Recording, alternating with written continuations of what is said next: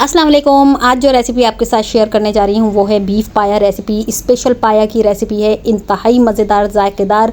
जैसे कि आप रेस्टोरेंट में जाके खाते हैं, होटल पे जाके खाते हैं, जैसे मज़े के वहाँ पाए मिलते हैं, इंशाल्लाह आप जब इस पाए की रेसिपी को ट्राई करेंगे तो बिल्कुल वैसे ही मज़ा इंशाल्लाह आप पाए के अंदर पाएंगे। रेसिपी आपको अच्छी लगे तो लाइक, शेयर एंड सब्सक्राइब कर दीजिएगा। शुरू करते हैं बेहतरीन सी रेसिपी को अपनी। तो बिस्मिल्लाहिर्रहमानिर्रहीम। यहाँ पर मैं ले रही हूँ बड़े के पाए, जो कि मैंने लिए हैं 2 अदद। ये साफ़ सुथरे पाए हैं, बिल्कुल अच्छे से साफ़ हुए हुए हैं। बस घर आकर मैंने ये किया कि इनको पानी से धो लिया कि इनके ऊपर थोड़े बहुत जो बाल लगे हुए थे वो हट जाएं। तो यहाँ पर अच्छे से पानी से धोने के बाद इसको मैंने एक खुले मुँह की देगची के अंदर डाल दिया है और इसके बाद मैं इसके अंदर पानी भी शामिल कर दूँगी। तो यहाँ पर मैंने इतना पानी शामिल किया है कि पाए हमारे अच्छे से डूब जाएँ, इतने डूब जाएँ कि पाए के ऊपर तक 1 इंच ऊपर तक जो है पानी आ जाए। और इसके बाद हमने इसके अंदर शामिल करना है 10-12 अदद के करीब मैं यहाँ पर लौंगे शामिल करूँगी और 2 चाय के चम्मच जो है नमक मैंने ले लिया है और 1 बंच जो है मैं लहसुन का ले लूँगी, दरमियाने साइज़ का। बस ये 3 चीज़ें हम जो है पाए के अंदर शामिल कर देंगे और इसके बाद इसका फ्लेम तेज़ ऑन कर देंगे ताकि इसके अंदर जो है उबाल आना शुरू हो जाए। जैसे ही पाए के अंदर उबाल आना शुरू होगा हमने करना है फ्लेम को स्लो। इतना स्लो करना है कि ये बिल्कुल हल्के हल्के पकते रहें और 6 से 8 घंटे के लिए इसको पकाना है। अब आप देख सकते हैं कि पाए हमारे पक चुके हैं, अच्छे से गल चुके हैं। मैं आपको चेक करा देती हूँ ये कितने अच्छे से गल चुके हैं। और आप देख सकते हैं कि पाए का जो ये पानी है ना, ये नीचे जा चुका है। 1 इंच पानी पाए से नीचे चला गया है और 1 इंच पकने से पहले हमने पाए के ऊपर रखा था।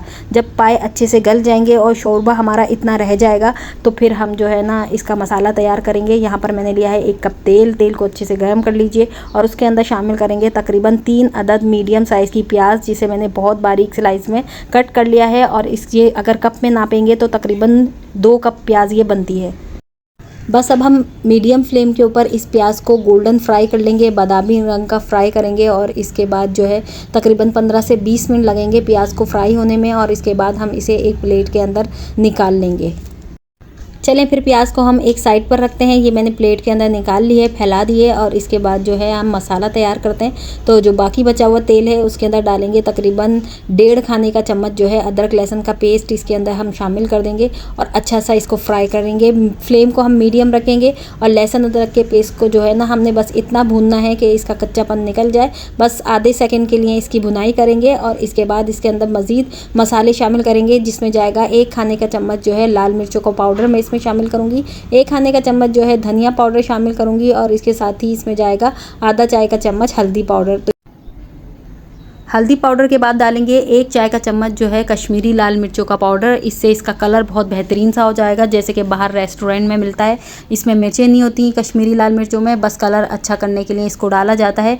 हल्का सा इसको भूनेंगे कि थोड़ा सा ऑयल सेपरेट हो जाए और इसके बाद जो है इसके अंदर तकरीबन आधा गिलास के करीब में जो है पानी शामिल कर दूँगी ताकि जो है हमारा मसाला अच्छा सा पक जाए और इसका कच्चापन निकल जाए। पानी शामिल करने के बाद इसको तकरीबन हम पकाएंगे 15 से 20 मिनट के लिए।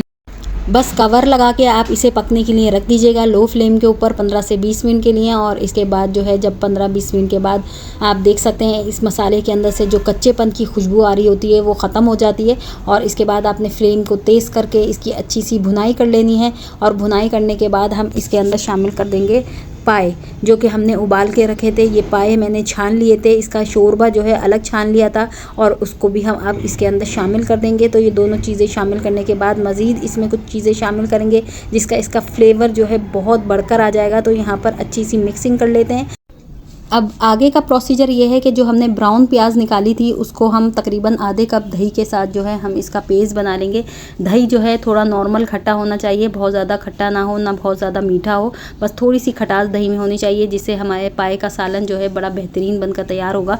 तो यहाँ पर जो है मैंने अच्छा सा इसका फ़ाइन पेस्ट बना लिया है प्याज और दही का, और वो भी हम इसके अंदर शामिल कर देंगे अपने पायों के अंदर। दही और प्याज का मिक्सचर शामिल करने से पहले आपने फ्लेम को स्लो कर लेना है और स्लो फ्लेम के अंदर ही आपने इन दोनों चीज़ों को डाल के अच्छा सा मिक्स कर लेना है।